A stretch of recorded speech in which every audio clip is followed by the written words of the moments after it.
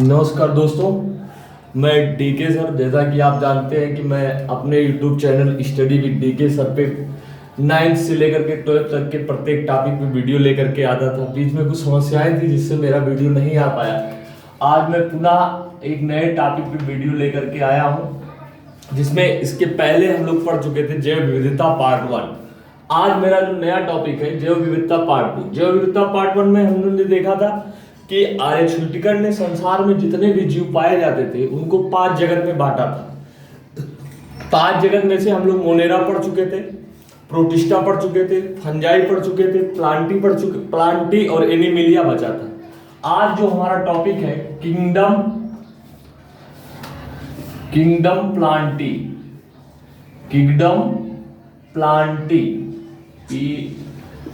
Plantae या इसको हम लोग कहते हैं पादप जगत। क्या कहेंगे? पादप जगत। पादप जगत क्या है? पादप जगत में सबसे पहले हम लोग बात कर लेते हैं कि पादप जगत को आर्य छुटिकर जो थे इसको कई प्रभाग में बांटे थे। प्रभाग का मतलब डिवीजन। प्रभाग का मतलब क्या हो जाएगा? डिवीजन हो जाएगा। क्या हो जाएगा? डिवीजन। डिवीजन कौन कौन सा है? जिसमें से पहला डिवीजन है थैलोफाइटा। दूसरा जो डिवीजन हमारा है ब्रायोफाइटा। क्या है? ब्रायोफाइटा। तीसरा डिवीजन क्या है? टेरिडोफाइटा। टी यहां पी साइलेंट होता है। टेरिडोफाइटा। और उसके बाद का जो हमारा डिवीजन, चौथा डिवीजन है, वो है जिम्नोस्पर्म। क्या है? जिम्नोस्पर्म। उसके बाद में जो पांचवा डिवीजन हमारा है वो है एंजियोस्पर्म है। तो सबसे पहले हम लोग थैलोफाइटा के बारे में बात करेंगे। थैलोफाइटा में आर्य छुटिकर ने ऐसे पौधों को रखा जिसमें ना तो जड़ थी, ना तो तना था, ना तो पत्ती था। अब बच्चों के मन में एक प्रश्न आता है कि इस प्रकार से कौन सा पौधा हो सकता है जिसमें ना तो जड़ है, ना तो तना है, ना तो पत्ती है? होता है, ऐसे भी पौधे होते हैं जिसमें ना तो जड़ होती है, ना तो तने होते हैं, ना तो पत्ती होती है। इसके लिए हम किसको मान सकते हैं? जैसे आपने नल के किनारे देखा होगा काई, इसको वैज्ञानिक भाषा में हम लोग शैवाल कहते हैं।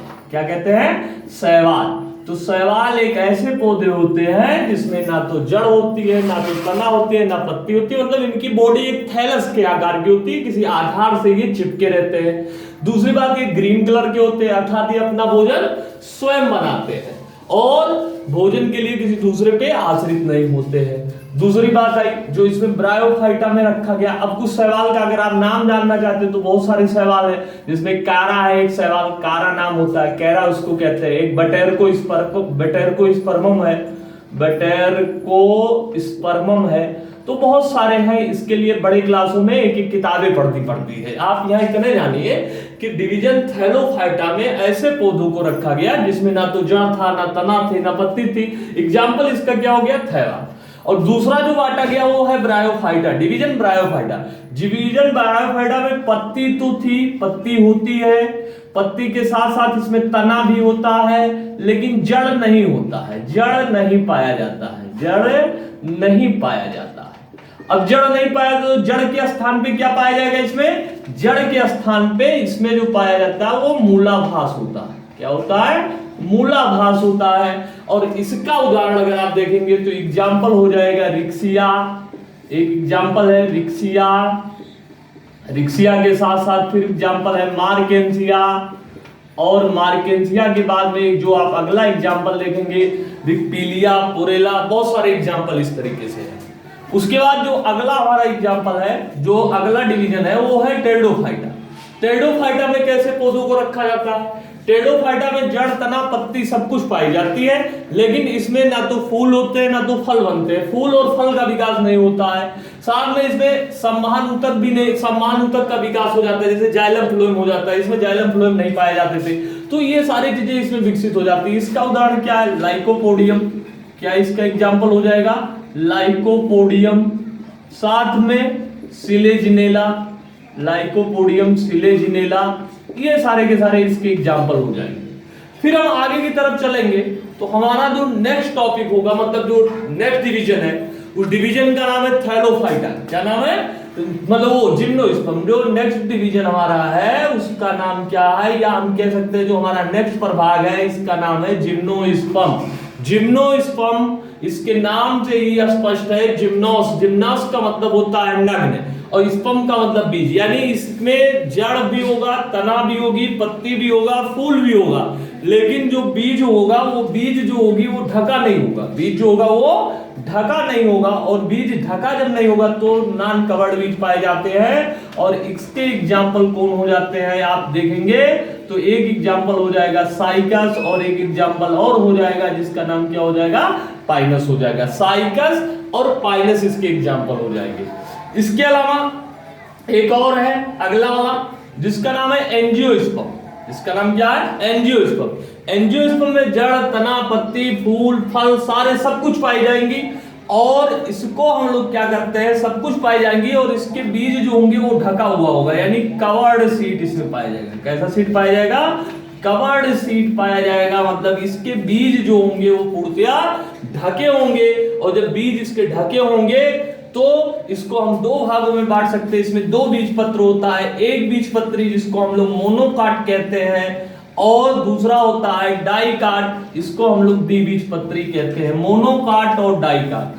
जैसे आपने कुछ बीज को देखा होगा कि उसको हम दो भागों में ऐसे बराबर बराबर बांट लेते हैं, जैसे दाल कुल के पौधे, आप मटर ले लीजिए, इसी तरीके से अरहर ले लीजिए, इसको क्या करेंगे ऐसे दो बराबर भागों में बांट सकते हैं, आराम से कट जाएगा। लेकिन जो मोनोकाट का पौधा होगा, जैसे चावल है, गेहूं है, इसके बीज को दो बराबर भागों में नहीं बांटा सकता। तो मोनोकाट और डाइकाट में ये होंगे। मोनोकाट में आप देखेंगे कि अगर इनमें अंतर देखा जाए जनरली, तो मोनोकाट का जड़ जो होगा वो जकड़ा जड़ होगा। जकड़ा जड़ का तात्पर्य है कि इसमें इस प्रकार की जड़ें पाई जाएंगी, ऐसे ऐसे करके जड़ें पाई जाती है, जकड़ा जड़ होता है। अगर आप डाइकाट का देखेंगे तो डाइकाट की जड़ें क्या होती है, मूसला जड़ होती है, ऊपर मोटा नीचे क्रमशः पतला होती जाती है। जो मोनोकाट होता है इसका तना कोमल और कमजोर होती है, डाइकाट का जो तना होगा ये मजबूत होगा। इसी तरीके से इसकी पत्ती में समांतर सिरा विन्यास पाया जाता है, इसकी पत्ती में कैसा जालिकावत सिरा विन्यास पाया जाता है। इसका उदाहरण क्या है, धान गेहूं है, और इसके उदाहरण क्या है, जितने भी द्विबीजपत्री आम के पौधे हैं।